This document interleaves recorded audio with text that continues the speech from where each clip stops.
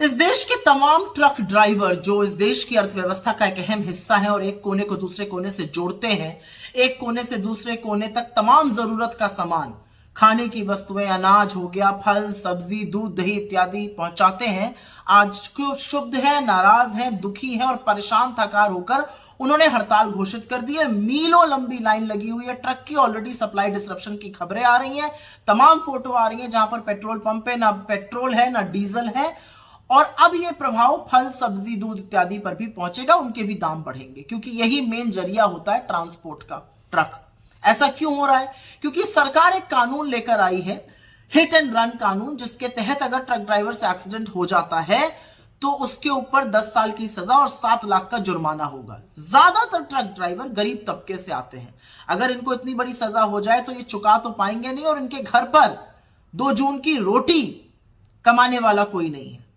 तो इस तरह का कानून क्यों बना? और ये एक पैटर्न है और इसी से थका कर ट्रक ड्राइवरों ने हड़ताल घोषित की है। क्योंकि कोई भी ट्रक ड्राइवर घर से निकलते वक्त ये सोचकर तो नहीं निकलता कि आज मैं एक्सीडेंट करूंगा, और एक्सीडेंट कई बार किसी दूसरे की गलती से भी हो जाता है।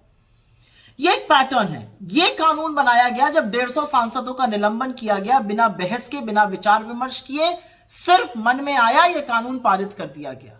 यही किया गया था नोटबंदी के साथ। शाम को 8 बजे आके कह दिया था रात को 12 बजे से नोटबंदी हो जाएगी। लोगों को अपने ही पैसा लेने के लिए लाइन में लगा दिया, अर्थव्यवस्था चौपट कर दी।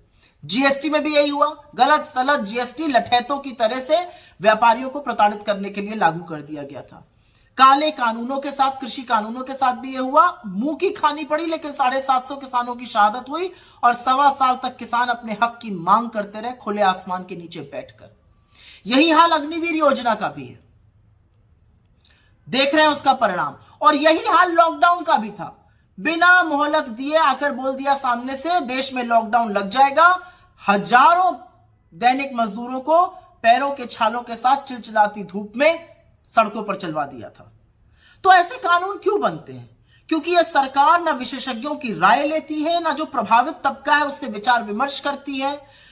ऑपोजिशन तो बहुत दूर की बात है, विपक्ष से चर्चा करना तो बहुत दूर की बात है। संसद की समितियों तक के कानून जाते हैं, सेलेक्ट कमेटी ना स्टैंडिंग कमेटी। एक पैटर्न है, जब कानून बनेगा कोई ना कोई दुखी परेशान होगा और ऐसे ही कानून बनाए जाते हैं कि साहब की मर्जी आज आई सवेरे, शाम को कानून बन जाता है। ये तुगलकी फरमानों की सरकार है, ये न्याय संगत कानून की सरकार नहीं है। लेकिन ये जो हिट एंड रन कानून है, इसके चलते ट्रक ड्राइवर परेशान है, वो अर्थव्यवस्था का एक अहम हिस्सा है और यहां पर समाधान खोजना जरूरी है। सरकार को पूरी तरह से पुनर्विचार करना चाहिए, नहीं तो इसके परिणाम बहुत अहम होने वाले हैं।